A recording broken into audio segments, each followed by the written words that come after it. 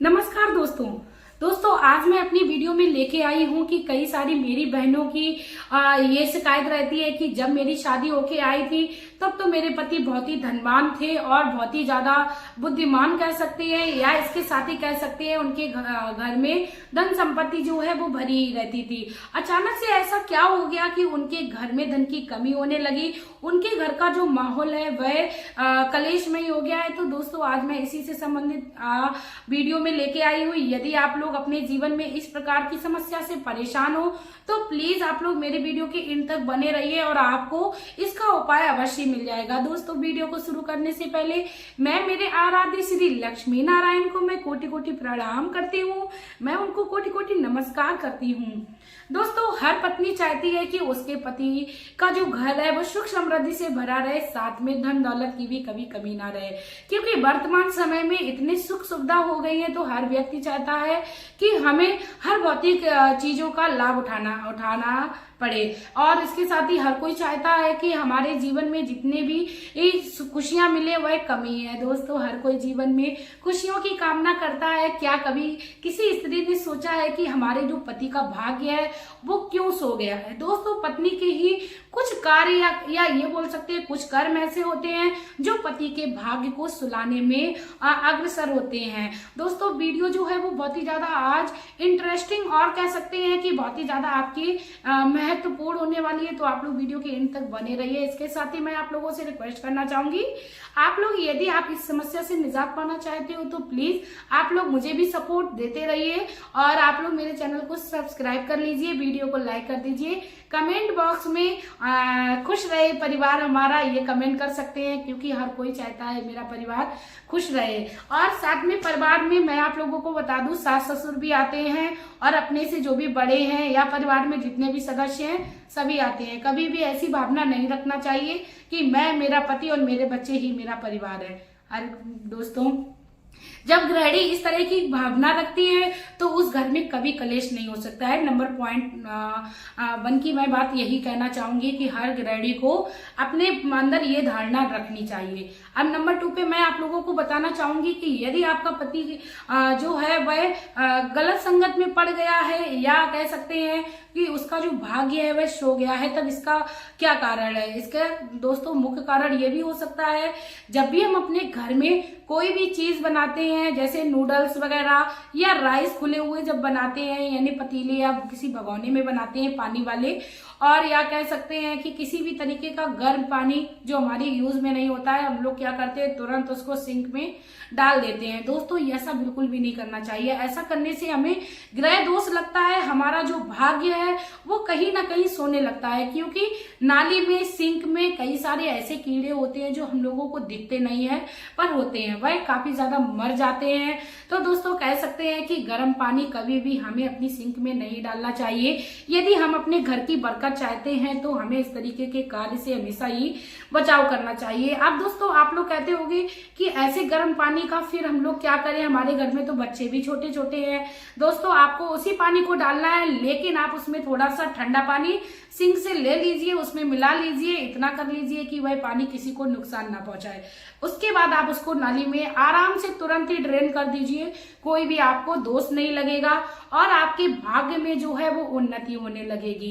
इसके साथ ही दोस्तों नंबर 3 पॉइंट पे मैं बताना चाहूंगी कि कभी भी आप अपने पति को जल्दी जल्दी में पहली रोटी खाने को ना दें, क्योंकि पहली जो रोटी है वो शास्त्रों के अनुसार बताई गई है कि किसी गाय को देनी चाहिए। यदि आपके पास गाय नहीं है तो आप चिड़ियों को डाल दीजिए, पक्षियों को डाल दीजिए, या कह सकते हैं चींटियां जमीन में जो रेंगती हैं, छोटे छोटे बहुत सारे ऐसे जीव होते हैं जो हमारे इसी ताक में घूमते रहते हैं कि हमको कहीं न कहीं से कुछ ना कुछ मिल जाए।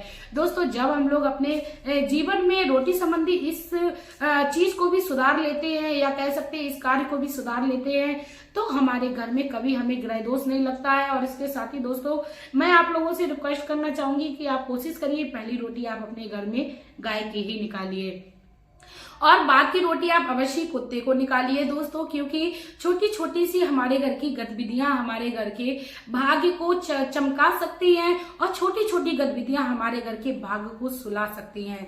यदि आप लोग चाहते हो कि आपका जो भाग्य है हमेशा ही चमकता रहे तो आप लोग प्लीज मेरे चैनल पर हमेशा ही विजिट करते रहिए, क्योंकि मैं बहुत ही जरूरत की वीडियोस अपने चैनल पर लाती रहती हूँ और आप लोगों तक जानकारी को पहुंचाती रहती हूँ। दोस्तों मैं भी ये जानकारी बहुत ही मेहनत से लाती हूँ और इसके साथ ही बता दूं कि मैं ये जानकारी जो है वो ज्यादातर कथा से रसपान करती हूँ या बड़े बड़े ग्रंथों में लिखी हुई बातें होती है, मैं उनको ही आप तक पहुंचाती हूँ।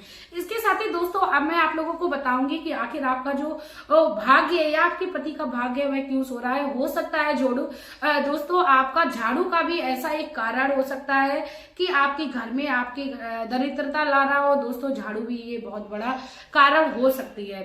दोस्तों कहते हैं झाड़ू जब व्यक्ति अपने घर में लगाता है तो कई सारी जो बातें हैं जो हम लोग ध्यान में नहीं रखते हैं। दोस्तों कहते हैं झाड़ू में माता लक्ष्मी का वास होता है और दोस्तों जब भी हम अपने घर में झाड़ू को लगाएं तो हमेशा ही हमें दिशा का विशेष ध्यान रखना चाहिए। हमें ये याद रखना चाहिए कि कभी भी हमारा जो मुख है वो दक्षिण दिशा की ओर नहीं होना चाहिए। भले ही आप एक झाड़ू किसी दूसरी दिशा की तरफ करके लगा ले, उसके बाद आप किसी भी दिशा में लगाएं, कोई उसका नियम नहीं रह जाता है। दोस्तों नियम हो जाता है कि आपने किसी अच्छी दिशा से झाड़ू की शुरुआत की। अब इसके साथ ही दोस्तों मैं बताऊंगी सूर्यास्त के समय या सूर्योदय के पहले आपको झाड़ू लगाना बहुत ही उत्तम है। यदि किसी कारण बस आप ना लगा पाए तो प्लीज आप लोग इतना भी लेट ना करिए कि बिल्कुल दोपहर हो जाए और आपके घर में जो है वो झाड़ू ना लगे। कई सारे लोगों के मैड आती है तो लोग कहते हैं कि झाड़ू वही लगाएगी आके। दोस्तों आप नियम कर लीजिए, जरूरी नहीं है आप घर का कोना कोना साफ कर ले सुबह, क्योंकि बच्चों को भी जाना होता है, हस्बैंड को भी जाना होता है, तो आप अपने घर में झाड़ू का नियम अवश्य कर ले सुबह सुबह।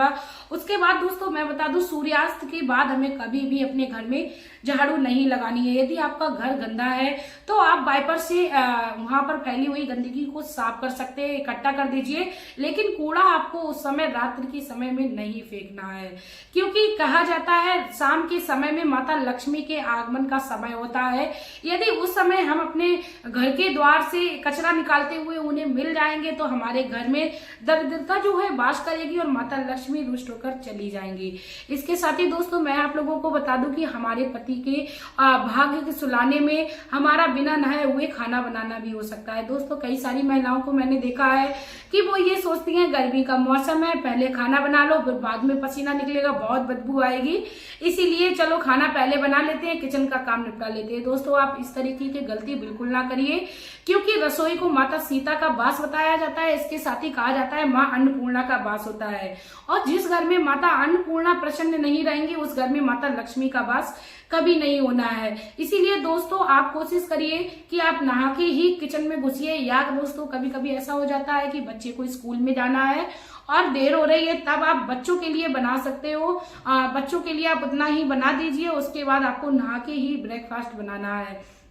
इसके बाद दोस्तों मैं आप लोगों को बता दूं, यदि आप ज्यादा ही किसी बीमारी से परेशान हैं या आपके सामने कुछ ऐसी बहुत बड़ी समस्या आ गई है कि आपको बिना नहाए ही खाना बनाना है, तब आप ऐसे में ये भी कर सकते हो कि आपने जो रात में कपड़े या नाइट ड्रेस या आप सादा कपड़े जो पहने होती है उनको आप चेंज कर ले। ऐसा करने से आपके दोष नहीं लगता है, आपके घर में कोई भी ग्रह दोष जो है वो सताएगा नहीं। इसके साथ ही दोस्तों लास्ट में मैं आप लोगों को एक और उपाय बताना चाहूंगी कि यदि आपके पति का भाग्य जो है वह सो रहा है तो दोस्तों आप शुक्रवार के दिन ये उपाय कर लीजिए कि आप शुक्रवार के दिन ब्रह्म मुहूर्त में 11 रोटी बनाइए और उसको आप शुद्ध घी से अच्छे से चुपड़ लीजिए और उसके बाद आप उसमें गुड़ रख लीजिए। 11 रोटी को आपको बनाना है और गाय माता को खिलाना है। दोस्तों सुबह में यदि आप ये उपाय ना कर पाए तो आप शाम के भी समय ये उपाय कर सकते हैं। यदि आपके घर के बाहर गाय आती है तो आपके लिए ये बहुत ही शुभ संकेत है, और शुक्रवार के दिन आप अपने घर पर आई हुई गाय को कभी भी खाली वापस ना जाने दीजिए। शाम के समय आप उसको अवश्य रोटी खिलाएं, भले ही वह आपकी रखी हुई रोटी क्यों ना हो। दोस्तों कहते हैं कि शुक्रवार का दिन जो होता है वो माता लक्ष्मी का होता है और शाम काल का जो समय होता है वह तो माता लक्ष्मी का समय होता ही होता है। इसीलिए दोस्तों आप शाम के समय में ये उपाय कर लीजिए।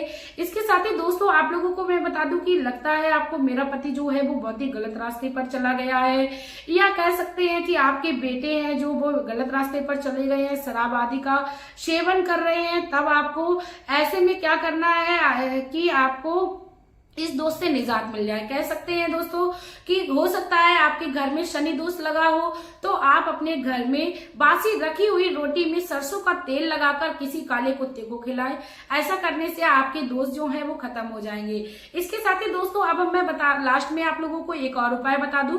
यदि आपके घर में आर्थिक तंगी चल रही है और आप अपने घर में धन संबंधी समस्या से परेशान है और आपका जो घर है वह डूबता ही चला जा रहा है तंगी में, तो आप ऐसे में आटे में थोड़ी सी चीनी मिलाकर किसी ऐसे जगह पर रख दीजिए जहां पर चींटियां बहुत ही ज्यादा झुंड में निकलती हैं। जब चींटियां आपके उस आटे को चुंगेंगी तो दोस्तों आपके घर में जो भी दोष लगा होगा वह समाप्त हो जाएंगे, क्योंकि हर जीव जंतु हर किसी को दुआ देते हैं। जब हम उनका पेट भरने में सक्षम रहेंगे तो वह हमें आशीर्वाद ही देगी। दोस्तों इसी से संबंधित जानकारी मैं अपनी वीडियो में लाती रहती हूँ, तो आप लोग मेरे चैनल पर हमेशा ही विजिट करते रहिए, अपना प्यार देते रहिए, सपोर्ट करते रहिए और मेरी इन जानकारी वाली वीडियो को ज्यादा से ज्यादा शेयर करते रहिए। इसी के साथ दोस्तों अब मैं वीडियो में आप लोगों से लेना चाहूंगी विदा। आपका प्यार और कीमती समय देने के लिए धन्यवाद।